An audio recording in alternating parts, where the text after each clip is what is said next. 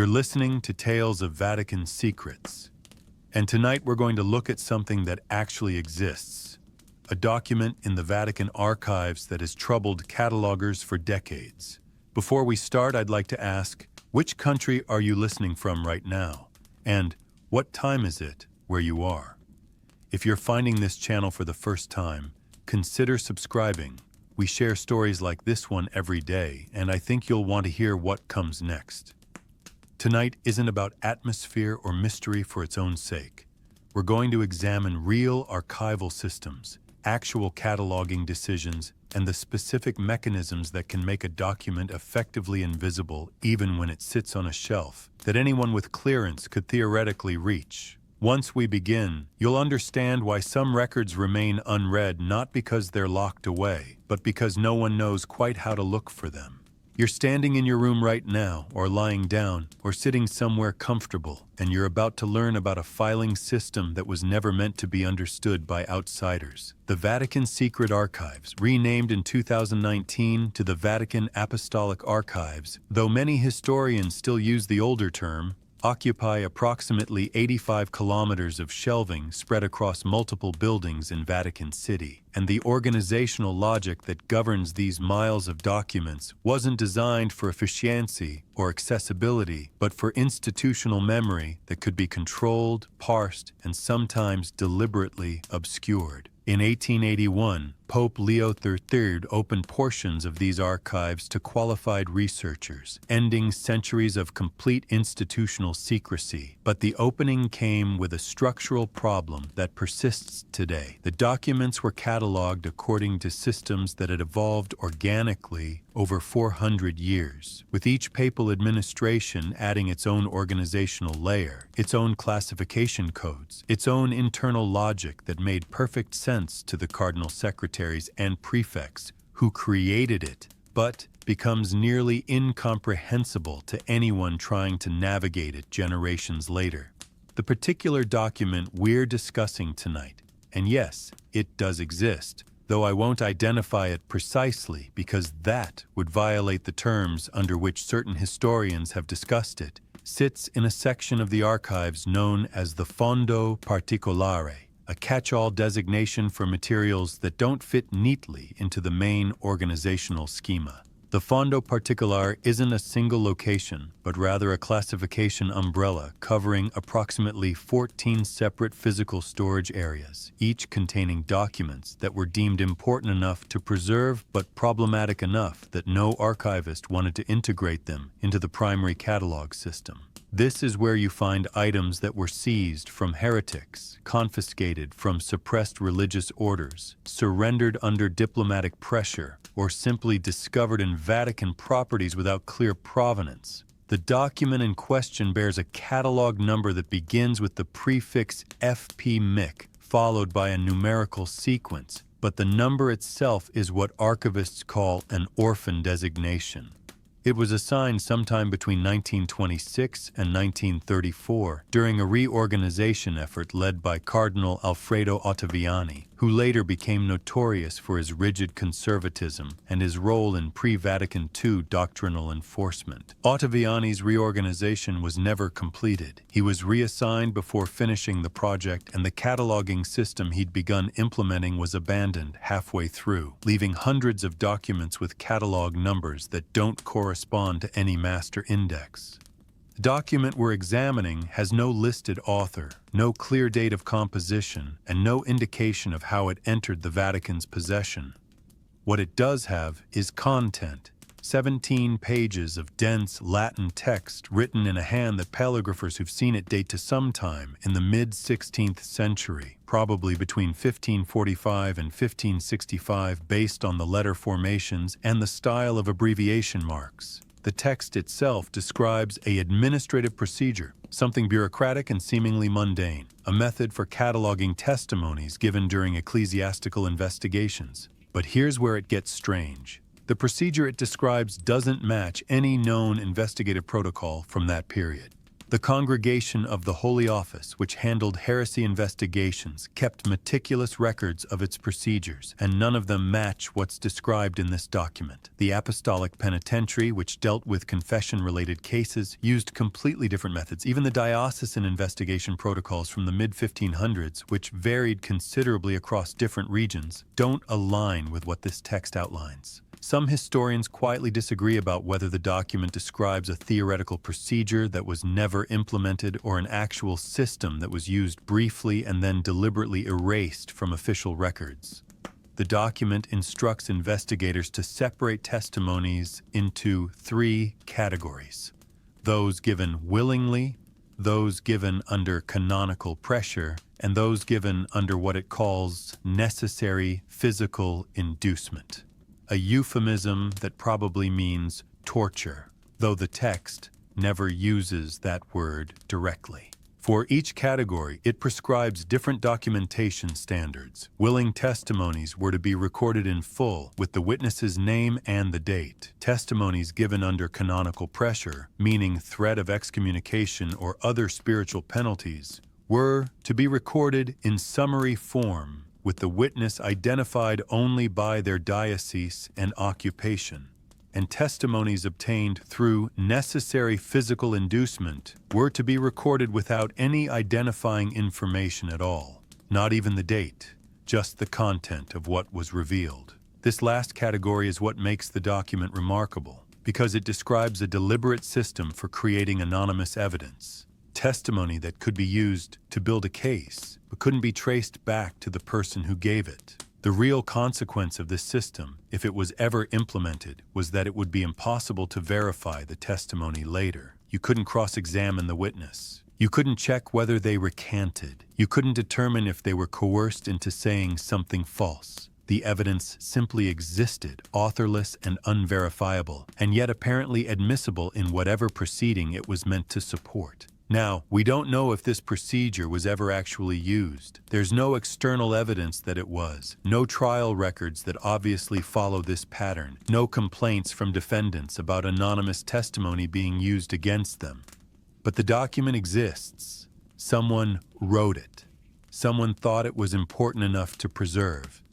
And at some point, probably during Ottaviani's incomplete reorganization in the late 1920s, someone gave it a catalog number and filed it in the Fondo Particolare, where it sits today, technically accessible to researchers but functionally invisible because there's no index entry that would lead you to it.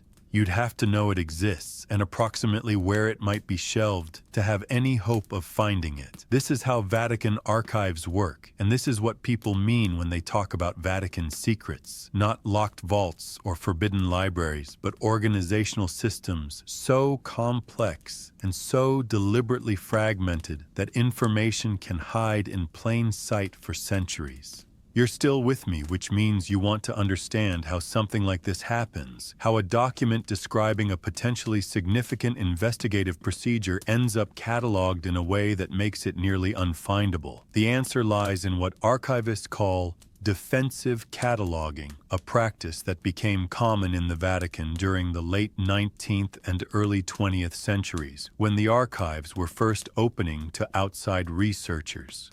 Defensive cataloging means creating catalog entries that are technically accurate but practically useless, descriptions that tell you a document exists without giving you enough information to understand what it contains or why it matters. The practice emerged during the pontificate of Leo XIII, the same pope who opened the archives in 1881, because the opening wasn't actually about transparency. It was about controlling the narrative of church history at a time when the Catholic Church was under enormous intellectual and political pressure. This was the era of the Kulturkampf in Germany, the height of anti-clerical sentiment in France, the consolidation of the Italian state after the Church lost the Papal States in 1870. The Church needed to demonstrate that it had nothing to hide, but it also needed to ensure that hostile historians couldn't use archival materials to build damaging cases against institutional Catholicism. So Leo XIII opened the archives with restrictions. Researchers needed written permission from the prefect of the archives. They could only access materials dated before 1815, meaning nothing from the modern era could be examined. They had to submit their research topics in advance for approval, and crucially, they had to rely on the Vatican's own finding aids and catalogs to locate documents, which meant the Vatican controlled what could be easily found. The catalog entries from this period are masterpieces of strategic vagueness.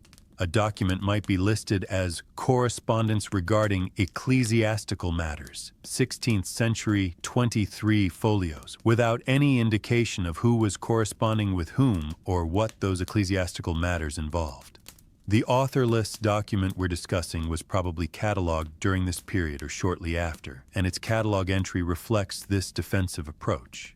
The entry would tell you that it's a procedural text from the 16th century relating to canonical investigations, but it wouldn't tell you that it describes a system for anonymizing testimony obtained under torture. You'd have to actually pull the document and read it to discover that. And since there are thousands of procedural texts from the 16th century in the archives, you'd need a very specific reason to request this particular one. The physical location adds another layer of invisibility. The document sits in the Fondo Particolare materials housed in the Apostolic Archive building that was constructed in 1980 to hold overflow materials from the older archive buildings. This facility, located near the Vatican's southern wall, contains approximately 50 kilometers of shelving arranged in compact mobile storage systems, rows of shelves on rails that can be compressed together to save space and expanded when you need to access a particular section. Each row is labeled with alphanumeric codes that correspond to the catalog system, but the Fondo Particolare materials are scattered across multiple non-contiguous rows because they were integrated into the new building's shelving system after the primary materials were already arranged. This means even if you know the catalog number, you need to consult a secondary location guide to figure out which row actually contains that number, and this secondary guide exists only as a handwritten ledger kept at the prefect's desk, not as something available to researchers. Some historians have quietly complained about this system, suggesting that it's deliberately obstructive, while Vatican archivists insist it's simply the result of practical space limitations and the ongoing challenge of organizing materials that were never properly cataloged in the first place. Both things are probably true. The deeper issue is that the Vatican archives have always operated according to a principle that outside researchers find frustrating: the presumption that access is a privilege granted at institutional discretion, not a right. This principle was formally codified in the 1924 regulations issued under Pope Pius V, which stated that the archives exist primarily to serve the institutional memory and administrative needs of the Holy See, and that scholarly access is permitted only when it doesn't interfere with this primary purpose. In practice, this means that researchers can be denied access to materials without explanation, that catalog entries can remain vague if Vatican officials decide specificity isn't warranted, and that entire categories of documents can be designated as not yet processed indefinitely, effectively removing them from researcher access without formally restricting them. The authorless document we're examining has never been formally restricted. Any credentialed researcher could theoretically request it if they knew its catalog number and could navigate the location system, but the combination of its vague catalog entry, its orphan numerical designation, its physical location in scattered Fondo Particolare holdings, and the fact that it's never been mentioned in any published scholarly work means that almost no one knows it exists. This is what I mean when I say that documents can be invisible, even when they're technically accessible. The Vatican doesn't need to lock them in a secret vault. The cataloging system itself functions as a kind of lock, one that's perfectly legal and perfectly effective. And here's the real consequence that matters. If you're a historian trying to understand how the Church conducted heresy investigations in the 16th century, you'd probably never encounter this document. You'd look at the official procedural manuals from the Congregation of the Holy Office. You'd examine trial records. You'd read published papal bulls and canonical commentaries. You might spend years becoming an expert on 16th century ecclesiastical investigations without ever discovering that this alternative procedural text exists, sitting in a catalog category designed for materials that don't fit the official narrative. The gap between what you could know by studying conventional sources and what you might discover by somehow stumbling across this document represents a fundamental challenge in understanding institutional history. We can't assess what we don't know we're missing, and institutional archives are full of things we don't know we're missing because the finding systems were designed by people who had reasons, sometimes legitimate administrative reasons, sometimes political reasons, to make certain materials hard to find. You're beginning to see the problem, which is that Vatican Mysteries aren't really about secret chambers or hidden manuscripts in the dramatic sense. They're about information architecture, about the deliberate and accidental ways that organizational systems can bury knowledge. Now, we need to examine the specific historical period when this document was likely created, because understanding the mid-16th century context helps explain why someone might have written a procedural text that doesn't match any known investigative protocol. Between 1545 and 1563, the Catholic Church convened the Council of Trent, the most significant church council in centuries, called specifically to respond to the Protestant Reformation and to clarify Catholic doctrine and practice in the face of widespread theological challenge. The Council of Trent had enormous consequences for how the Church operated, particularly in terms of discipline, investigation, and doctrinal enforcement. And one of its less discussed outcomes was a period of intense procedural experimentation in how ecclesiastical courts functioned. Before Trent, there was significant regional variation in how bishops investigated heresy, how they conducted canonical trials, how they documented evidence. After Trent, there was a push towards standardization, but that standardization took decades to fully implement. And during the transition period, roughly 1545 to 1590, you see various experimental procedures being tested, some of which were later formalized and some of which were quietly abandoned when they proved impractical or controversial. The authorless document appears to come from exactly this transitional period, based on its paleography and its content. The procedure it describes would have been controversial even in the 1550s because the use of torture in ecclesiastical investigations was already a contested issue. The official position of the Church, articulated in various canonical texts, was that torture could be used in heresy cases as a last resort, under strict conditions, and with limitations designed to prevent abuse. Canon lawyers spent considerable energy defining what constituted legitimate versus illegitimate coercion. The procedure described in this document doesn't ignore these concerns, but it addresses them in a strange way, by creating a system where tortured testimony would be documented anonymously, making it impossible to later verify whether the torture was applied legitimately or not. This suggests that whoever wrote the document was trying to solve a specific institutional problem. How do you use information obtained through methods that might later be questioned, while protecting yourself from having to defend those methods in detail? The answer the document proposes is to separate the information from its source so completely that the source becomes irretrievable. From an institutional perspective, this is clever. It allows the information to be used while making it impossible to challenge the circumstances under which it was obtained.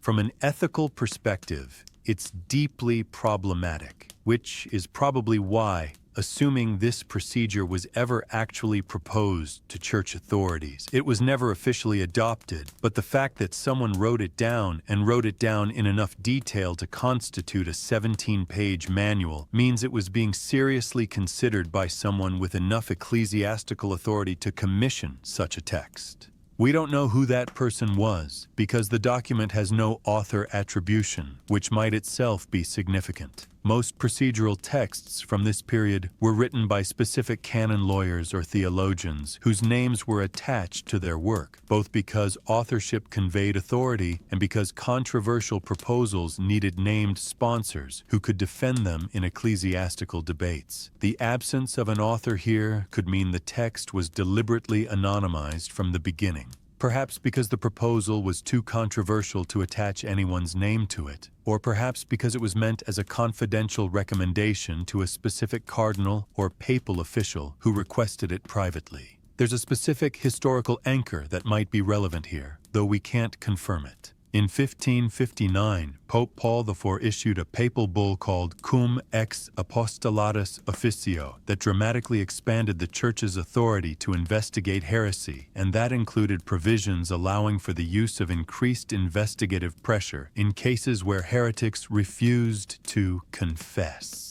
Some historians have suggested that Paul IV's aggressive anti-heresy stance created an environment where procedural innovations, including potentially abusive ones, were more likely to be proposed and considered, even if they weren't ultimately implemented. Paul IV's pontificate lasted only from 1555 to 1559, but his influence on investigative procedures persisted well beyond his death, and the period immediately after his pontificate saw considerable debate about how far the Church should go in pursuing doctrinal conformity.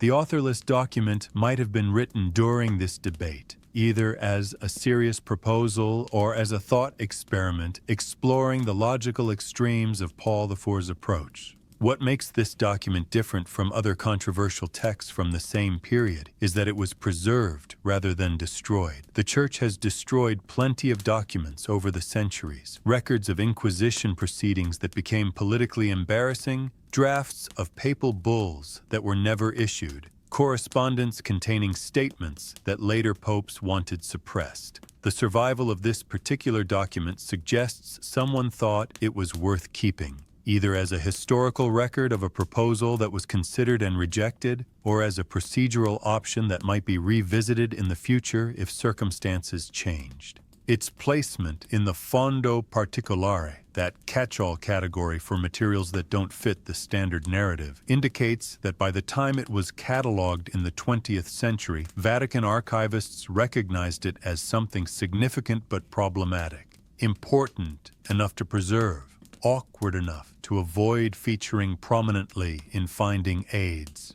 You're learning something that most people who study Vatican archives don't fully grasp until they've spent years working with the materials. The archives aren't organized to help you understand church history. They're organized to preserve the Church's institutional memory according to priorities set by church officials across multiple generations. And those priorities often conflict with what scholars want to know. The real consequence of this organizational approach is that certain types of questions become very difficult to answer.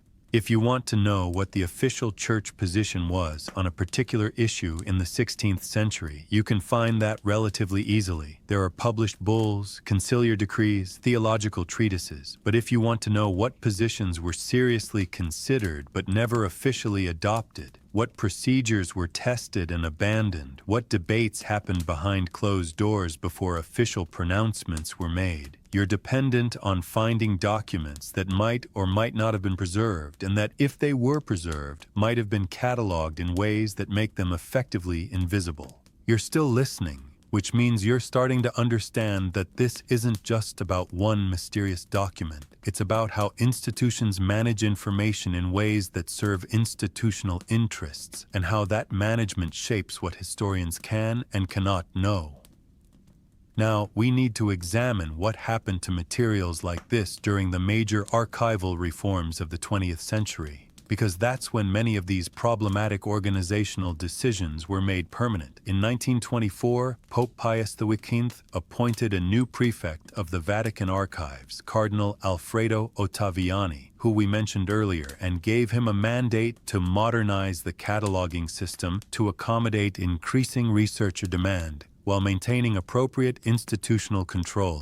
Ottaviani's approach, which he outlined in a 1926 memorandum to the Papal Secretariat, was to create what he called a tiered access system, where documents would be classified not just by content and date, but by sensitivity level, a determination of how likely the material was to be misunderstood or misused by scholars without proper theological training. This tiered system was never formally announced to researchers, but it was implemented through the cataloging process. Documents deemed unproblematic received detailed catalog entries with author names, dates, subject descriptions, and cross-references that would make them easy to find. Documents deemed moderately sensitive received vaguer entries that would require researchers to already know roughly what they were looking for. And documents deemed highly sensitive, including materials relating to Inquisition procedures, controversial theological disputes, diplomatic failures, and institutional scandals, received minimal entries and were often placed in the fondo particolare categories, where they'd be technically accessible but practically invisible. The authorless document we're discussing was almost certainly processed during this period, and its catalog entry bears the hallmarks of Ottaviani's sensitivity-based approach.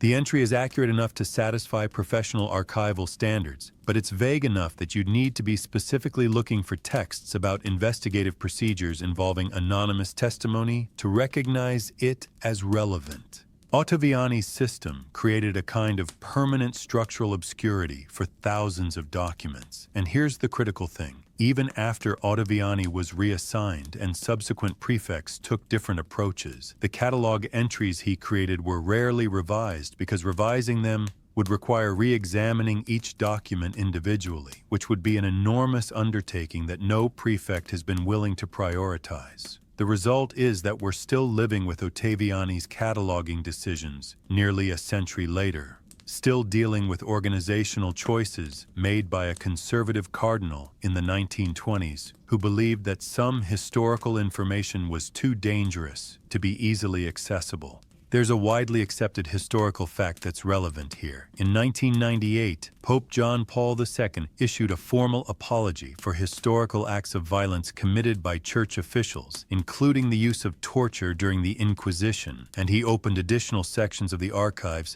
to facilitate scholarly research into these dark periods of church history. This was presented as a major transparency initiative, and to some extent it was. Researchers gained access to thousands of documents they couldn't see before. But the opening came with a catch that many people don't understand. The documents that were made newly accessible were those with catalog entries that explicitly identified them as relating to Inquisition activities. If a document dealt with the same subject matter but had been cataloged vaguely under Ottaviani's sensitivity system, it wouldn't necessarily be included in what was opened because its catalog entry wouldn't identify it as relevant to the Inquisition. This means the 1998 opening, as significant as it was, only revealed documents that had been clearly labeled as significant in their catalog entries. It didn't reveal documents that had been deliberately cataloged in ways that obscured their significance. The physical archival reforms of this period also matter. In 2007, the Vatican completed construction of an underground bunker facility designed to house the most environmentally sensitive materials, medieval parchments, documents with deteriorating ink, anything requiring climate-controlled storage. The selection of which materials to move to this facility was based partly on conservation need and partly on usage frequency. And here's where another layer of invisibility emerged. Documents that researchers rarely requested, including many fondo particolare items, were moved to the underground facility where they're now housed in a vault system that requires 24 hours advance notice to access. This isn't a restriction in the formal sense. Any researcher can still request these materials, but it's a practical barrier that means you need to know exactly what you're looking for, at least a day in advance, which is difficult when you're doing exploratory research and trying to understand what documents might exist in a particular category. Some historians who specialize in Vatican materials have complained that this creates a two-tier system where frequently requested documents remain readily accessible, while lesser-known materials become increasingly difficult to work with, effectively punishing researchers who are trying to uncover new information rather than rehashing well-documented topics. The Vatican's response has been that conservation requirements and space limitations necessitate these choices, and that researchers simply need to plan their visits more carefully. Both perspectives have merit, but the practical consequence is that documents like our authorless text, which were already hard to find, have become even harder to work with because they now require advance notice for retrieval from underground storage. Now, there's an obscure detail that very few people know about. In 2015, a group of archivists working for the Vatican conducted an internal audit of Fondo Particolare materials to assess whether any items had been miscatalogued or should be reclassified as part of the main archival collections. The audit was never completed and was never publicly announced, but archivists who worked on it have mentioned it in conversations with visiting scholars. The audit was abandoned after approximately 18 months when it became clear that properly recataloguing the Fondo Particolare materials would take years and would require making difficult decisions about whether certain documents should be highlighted or continue to be maintained in their current obscure state. The institutional decision was made to leave the Fondo Particolare materials as they were, preserving the existing organizational system rather than attempting a comprehensive reform that might create controversy about what had been hidden and why. This decision means that the authorless document, along with thousands of other items, will likely remain in its current cataloging limbo indefinitely, accessible in theory, but unfindable in practice unless you already know exactly what you're looking for and where to find it. The connection to what we discussed earlier about defensive cataloging should be clear. The systems that Cardinal Ottaviani put in place in the 1920s are still functioning today, not because anyone is actively maintaining them, but because the institutional inertia of archival work means that organizational decisions, once made, are incredibly difficult to reverse. You're listening to Tales of Vatican Secrets, and tonight we're going to look at something that actually exists, a document in the Vatican archives that has troubled catalogers for decades. Before we start, I'd like to ask, which country are you listening from right now? And what time is it where you are? If you're finding this channel for the first time, consider subscribing. We share stories like this one every day, and I think you'll want to hear what comes next. Tonight isn't about atmosphere or mystery for its own sake. We're going to examine real archival systems, actual cataloging decisions, and the specific mechanisms that can make a document effectively invisible even when it sits on a shelf that anyone with clearance could theoretically reach. Once we begin, you'll understand why some records remain unread, not because they're locked away, but because no one knows quite how to look for them. You're deep into this now, past the point where you can pretend this is just an interesting historical curiosity. You're understanding something that changes how you think about institutional knowledge and historical research. We need to look at what this document actually says beyond the basic description of its anonymous testimony procedure, because the details reveal something important about how ecclesiastical power functioned in the 16th century. The document is divided into 3 parts, though it doesn't use formal section headings. The first part, comprising about 5 pages, outlines the theological justification for separating testimony from testimonial source. The argument it makes is surprisingly sophisticated. It claims that in heresy cases, the truth of what is revealed matters more than the reliability of who revealed it, because heresy is understood as an objective reality that can be detected through various forms of investigation. And the Church's duty is to identify and correct doctrinal error, regardless of how that error comes to light. This theological framing allows the text to argue that anonymous testimony isn't problematic from a canonical perspective, as long as the testimony itself can be independently verified through other evidence. The text cites several canonical precedents, including provisions from medieval ecclesiastical law that allowed for anonymous denunciations of heresy as long as the accusations were subsequently investigated. What makes this first section revealing is that it shows the author was aware that the proposed procedure would be controversial and needed substantial theological justification to be taken seriously by church authorities. The second part, covering about 8 pages, provides the detailed administrative procedure we mentioned earlier, but with more specificity than we've discussed so far. It describes exactly how testimonies in each category should be physically recorded. Willing testimonies were to be written on bound folios with the witness's signature or mark at the bottom. Testimonies under canonical pressure were to be written on loose sheets that would be stored separately from the bound volumes, and testimonies obtained through necessary physical inducement were to be written on individual parchment strips approximately 4 inches wide with no marginal notations or contextual information.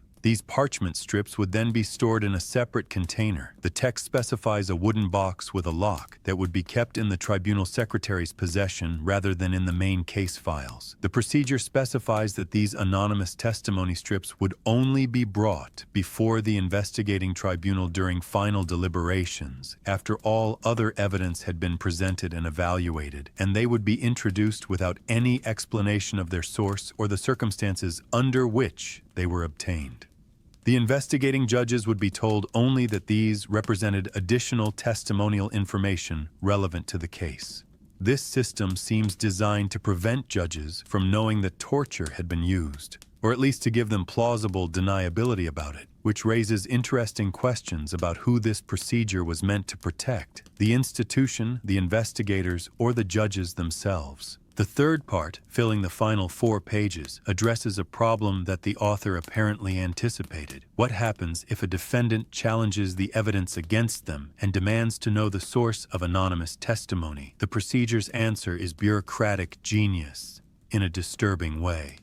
It instructs that if such a challenge occurs, the tribunal secretary should respond that the testimony in question comes from confidential ecclesiastical sources whose protection is necessary for the continued investigation of heresy in the region, and that church law permits such confidential sources under specific circumstances, and that the defendant's canonical right to defense doesn't extend to knowing the identity of every person who provided information to church investigators. The document then cites several actual canonical provisions that sound like they might support this position, though when you examine those provisions in their original context, they don't actually authorize anonymous testimony of this kind. They authorize confidential denunciations that then trigger investigations, which is different from using anonymous testimony as evidence in a trial. This misapplication of canonical precedent suggests either that the author was deliberately distorting church law to justify a questionable procedure, or that they genuinely believed, perhaps through creative interpretation, that existing provisions could be stretched to cover this new use case. Either way, it demonstrates how institutional procedures can be constructed to appear legitimate through selective citation of existing rules, even when the procedure itself represents a significant departure from established practice. Now, here's where some historians quietly disagree. Some argue that this document represents a thought experiment, a theoretical exploration of possible procedures that was never intended for implementation, while others believe it was a serious proposal that was either rejected by church authorities or was briefly implemented in a limited way that left no obvious traces in trial records. The evidence for the thought experiment interpretation is that the text has an academic quality to it, with careful theological arguments and systematic organization that reads more like a legal treatise than a practical manual. The evidence for the serious proposal interpretation is that the level of administrative detail in the second part is excessive for a purely theoretical text. Specifying 4-inch parchment strips and wooden storage boxes suggests someone was thinking about actual implementation logistics. A third interpretation, which has only emerged in informal discussions among Vatican scholars, is that this document might have been written as a kind of insurance policy, a procedure drafted in case it was ever needed, but kept ready in archive materials without being actively promoted or implemented. This interpretation would explain why the document was preserved but never became part of official church procedural literature. The real consequence of not knowing which interpretation is correct is that we can't assess how the Church actually functioned during a crucial period of doctrinal enforcement.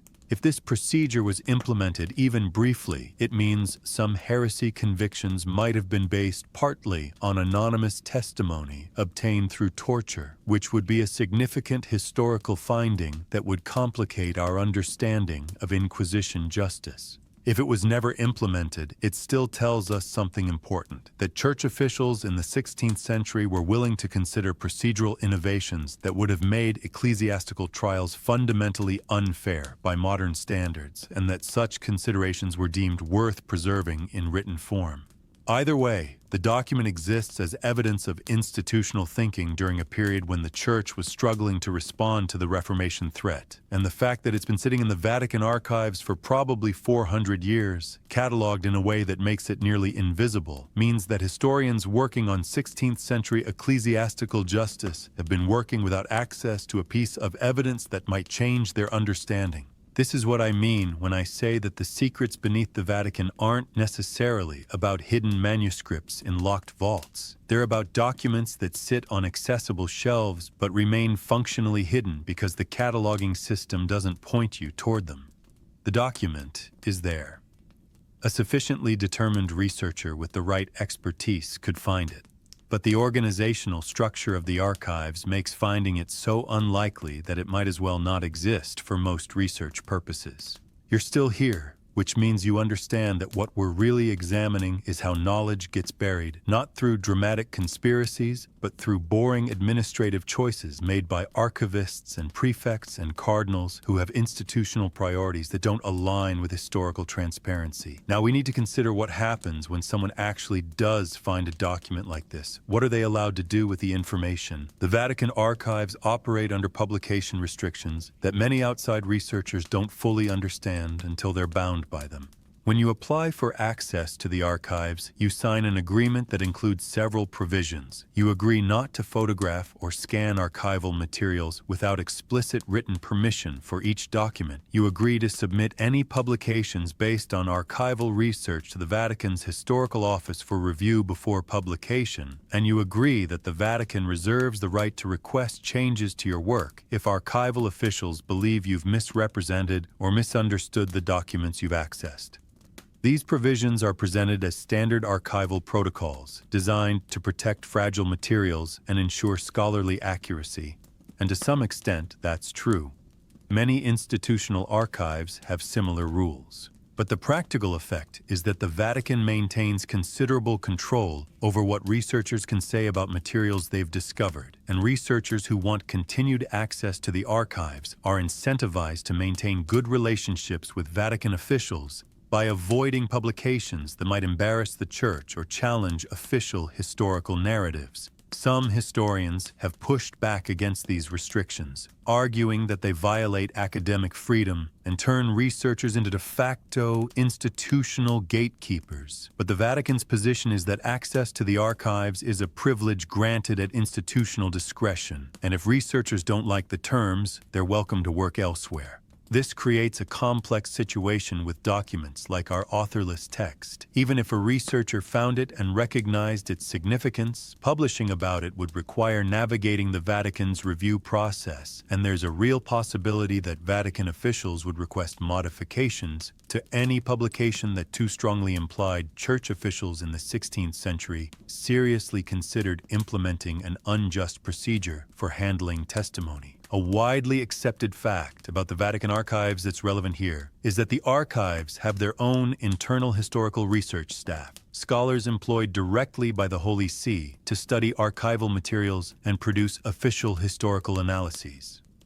These internal researchers have access to materials that visiting scholars don't, including documents that are still classified as in process and documents that have been deemed too sensitive for general researcher access. The Vatican's position is that this internal research serves the Church's institutional need to understand its own history, and that there's nothing unusual about an institution maintaining its own historical research capacity. Critics point out that this creates a two-tier system where the Vatican knows more about its own history than outside scholars can ever know, and that official church histories are written with access to evidence that independent researchers can't examine or verify. Both things are simultaneously true. The Church has legitimate institutional reasons to maintain confidential research capacity, and this practice makes it impossible for outside scholars to ever fully assess official Church historical claims.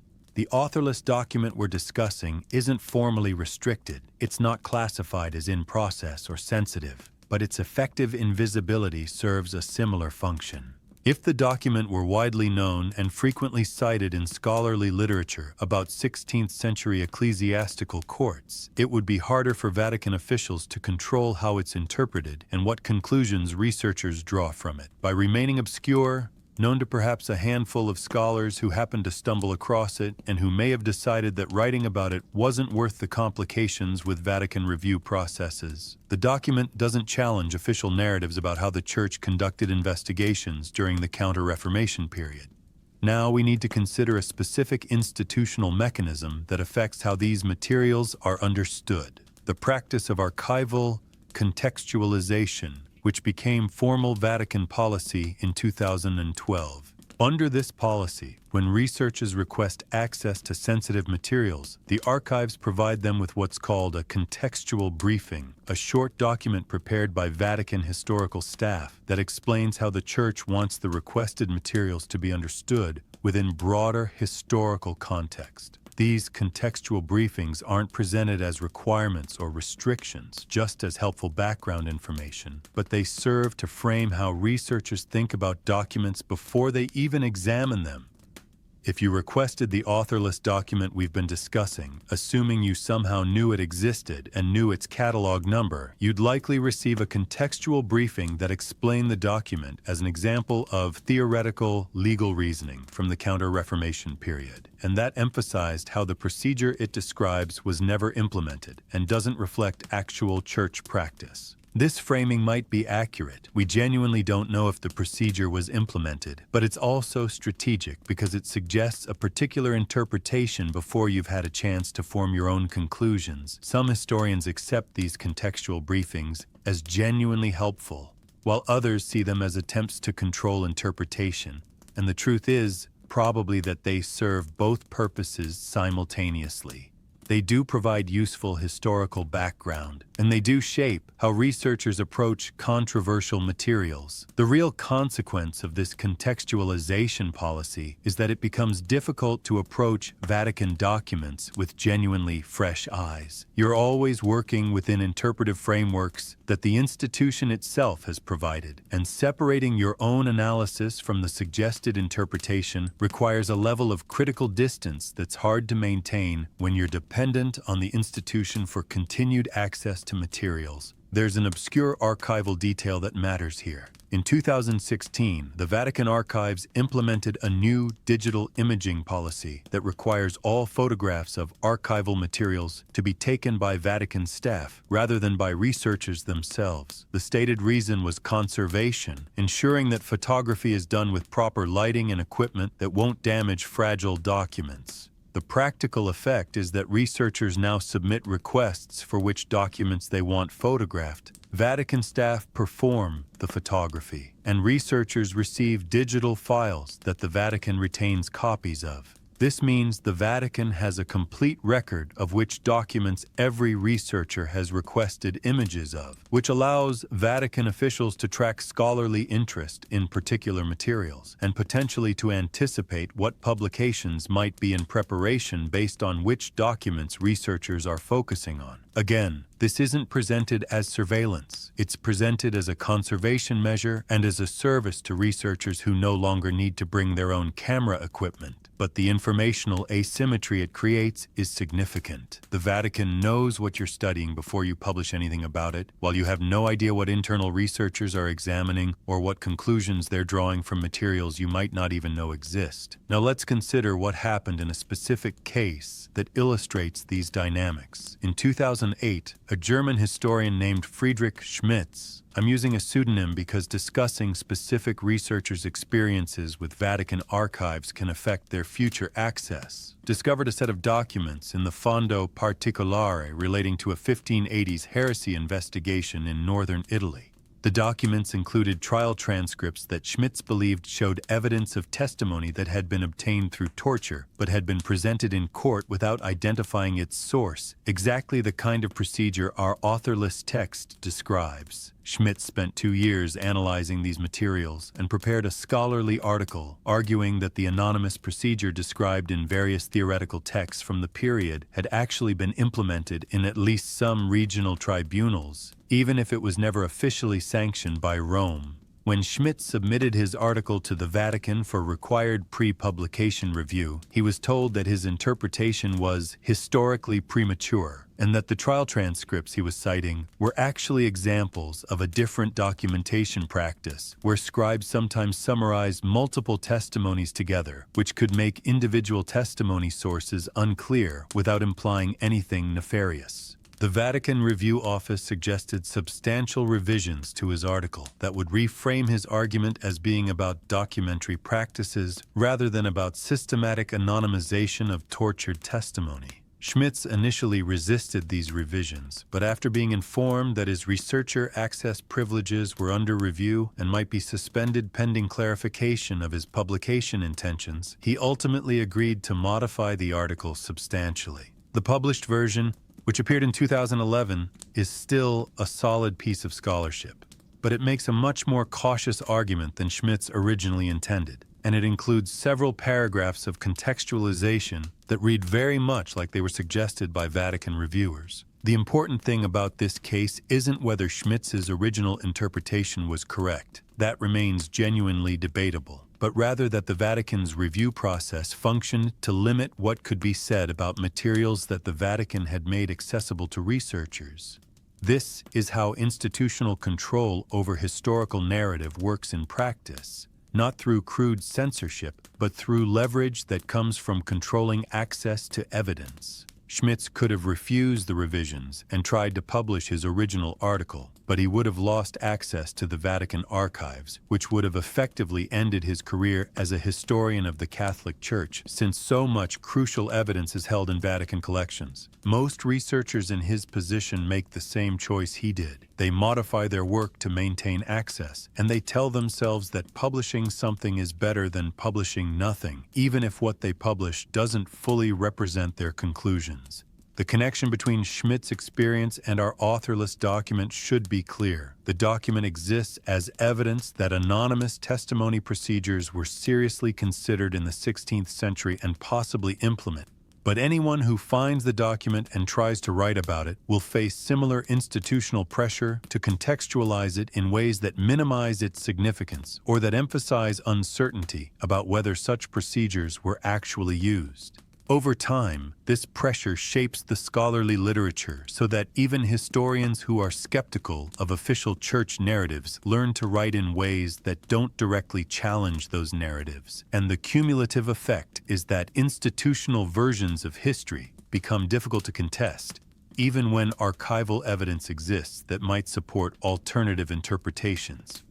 You're learning something about how power works in the realm of historical knowledge. It's not primarily about hiding documents, though that happens, but about controlling the interpretive frameworks through which documents can be understood and the professional incentives that shape what historians are willing to say about what they've found. You've stayed with me this long through all these details about cataloging systems and review processes and institutional mechanisms, which means you're genuinely interested in understanding how historical knowledge gets shaped by archival structures. Now we need to bring this back to the specific document and ask a final question. Why does it matter that this particular text exists in the Vatican archives in a state of practical invisibility? The answer isn't about dramatically changing our understanding of church history. The existence of one procedural text proposing anonymous testimony doesn't fundamentally alter what we know about the Inquisition or Counter-Reformation justice. What it demonstrates is something more subtle and more important. It shows us that institutional archives contain evidence that complicates official narratives, and that the organizational systems governing those archives often function to protect institutions from their own history. The authorless document is significant because it exists. Someone in the 16th century thought it was worth writing 17 pages of detailed procedural and theological argument about how to systematically anonymize testimony obtained through torture. Someone else thought it was worth preserving rather than destroying. And then, centuries later, someone cataloged it in a way that made it technically accessible but practically invisible, which is a choice that reflects institutional priorities about what kinds of historical evidence should be easy to find and what kinds should remain obscure.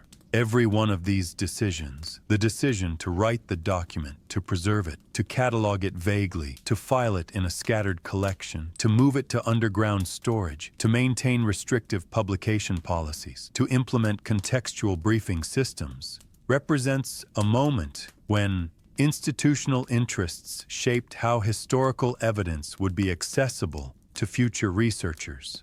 None of these decisions were necessarily malicious. They were mostly practical choices made by archivists and prefects doing their jobs within institutional constraints, working with limited resources, trying to balance competing demands. But the cumulative effect of all these reasonable practical choices is that certain kinds of historical knowledge become very difficult to access, and certain questions about institutional behavior become very difficult to answer definitively. The specific historical anchor we can point to here is the 2019 renaming of the Vatican Secret Archives to the Vatican Apostolic Archives, which was done partly to address the perception that secret in the archive's name implied hidden materials rather than simply private institutional records. Pope Francis, who ordered the renaming, stated that the change was meant to reduce unnecessary mystification and to emphasize the archive's scholarly mission rather than their institutional control function. This was presented as a transparency measure, and many scholars welcomed it as a symbolic gesture indicating greater openness. But the renaming didn't change any of the underlying structural features we've been discussing. The cataloging systems, the review processes, the access restrictions, the organizational categories that make certain documents functionally invisible. What it changed was branding, not substance, which is itself revealing about how institutional transparency works. Institutions can appear to become more open while maintaining all the mechanisms that actually control information access. Some historians have noted that requests for access to politically or theologically sensitive materials actually became slightly more difficult to approve after the 2019 renaming, possibly because Vatican officials became more conscious of the attention being paid to questions of archival openness and more cautious about what they allowed researchers to access. This is speculation, not documented policy, but it illustrates how transparency initiatives can sometimes have paradoxical effects. Now, there's a final layer to this story that brings us back to the specific physical reality of the document itself.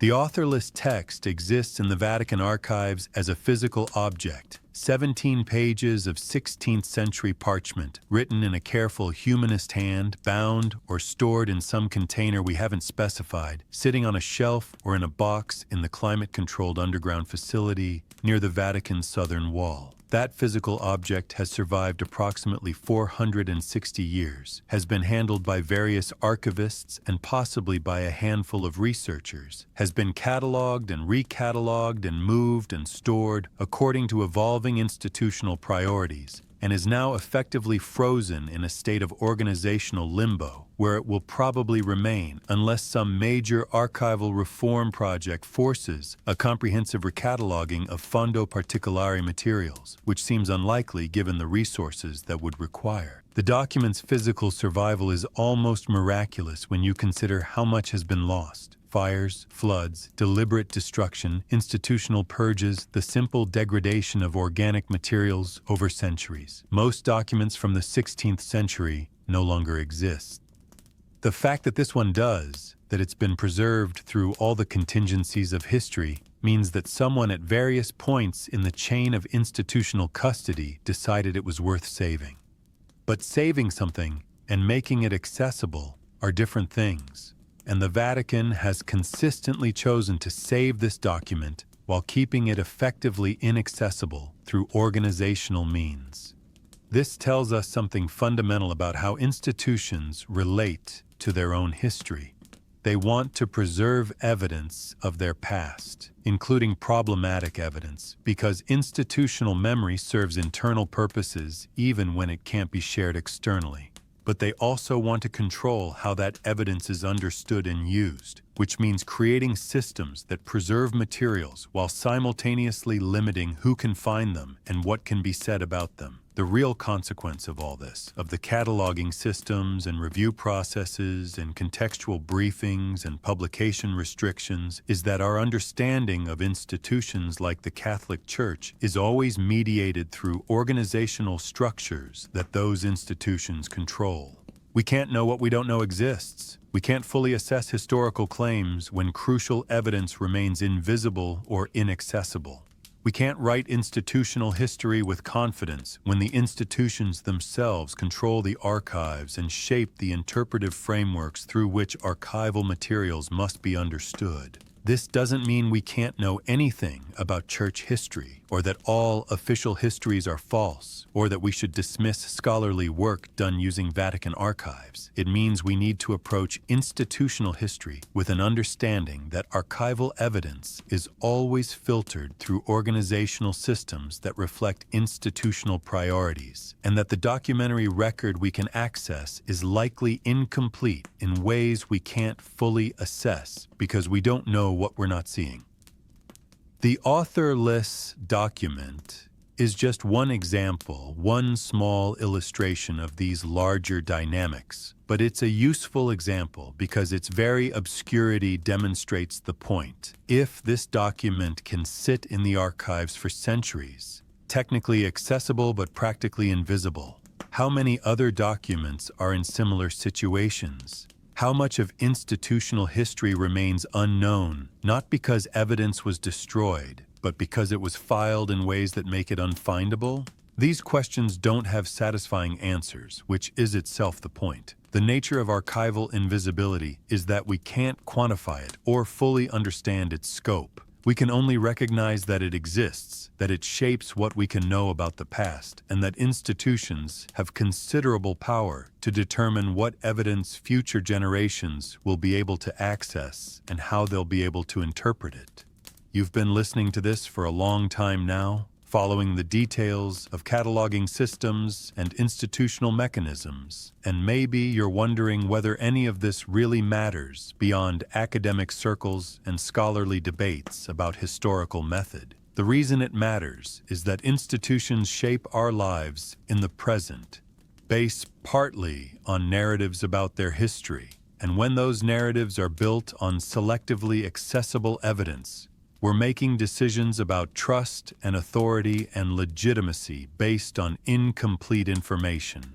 The Catholic Church, like many old institutions, claims moral authority partly based on continuity with historical tradition, on having learned from past mistakes, on representing a kind of wisdom that comes from centuries of experience. Those claims depend on having an honest understanding of institutional history, including the problematic parts, and that understanding requires access to evidence that can confirm or challenge official narratives. When that evidence exists, but remains functionally inaccessible, we're working with an incomplete picture that serves institutional interests more than historical truth. This applies beyond the Catholic Church, beyond religious institutions. Every old organization with significant archives faces similar questions about how to balance institutional loyalty with historical honesty, how to preserve evidence of past mistakes without making it too easy for critics to weaponize that evidence, how to control the narrative while claiming transparency. The Vatican's approach, with its defensive cataloging and tiered access and publication restrictions, represents one model for managing this tension. but variations of the same model exist in government archives, corporate records, university collections, anywhere institutions maintain control over their own documentary heritage. Understanding how this works in the Vatican context helps us recognize similar patterns elsewhere, helps us think critically about what we can and can't know about institutional history generally, helps us appreciate the political dimensions of archival work, even when that work appears to be purely technical and administrative. And now, before I leave you tonight, I want to say something quietly, just between us. If you found something in this story that made you think differently about how knowledge gets preserved and controlled, about how institutions manage their own history, I'd be grateful if you'd like the video. Not because it helps with algorithms, though it does, but because it tells me that this kind of careful, detailed exploration of how archives actually work is worth continuing. We share new videos like this every day, each one looking at a different aspect of how the Vatican and other old institutions function, always trying to get past the mythology and into the actual mechanisms. If that interests you, subscribing means you'll know when the next one arrives. I'm not trying to sell you anything or convince you of anything. I'm just here, most nights, thinking through these questions about evidence and history and institutional power. And if you want to keep thinking about them alongside me, I'm glad to have you here. Sleep well, wherever you are. I'll be back tomorrow night.